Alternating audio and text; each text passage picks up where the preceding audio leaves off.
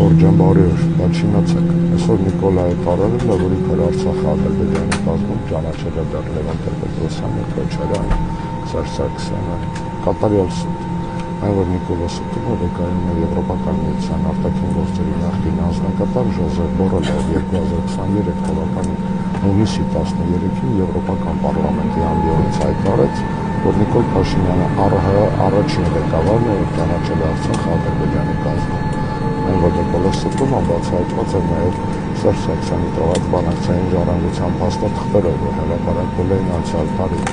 որտեղ ցանկացած լուծում ենթադրում է Լեռնային Ղարաբաղի ժողովրդի ինքնորոշման իրավունքի իրացում, պարտադիր իրավական ուժ ունեցող եւ ոչնչով չսահմանափակված հանրաքվեով, ինչը չէր կարող լինել, եթե Նիկոլ Փաշինյանը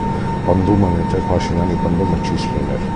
Մենք մշտապես բանակցել ենք Արցախի անկախության համար, դրա համար ստեղծելով միջազգային գառանտիաներ եւ իրավական լուծումներ, հետեւաբար երբեք Արցախը չի ճանաչվել Ադրբեջանի կազմում։ Նիկոլոսը տում է այն հույսով, որ մեր հիշողությունը կարճ է, բայց մեր հիշողությունը լիքը այլ բաներ, բավականին երկար է, որպեսզի բացահայտենք Նիկոլ Փաշինյանի հերթական անբարո էկտիվ սուտը։ Լավ մնացեք։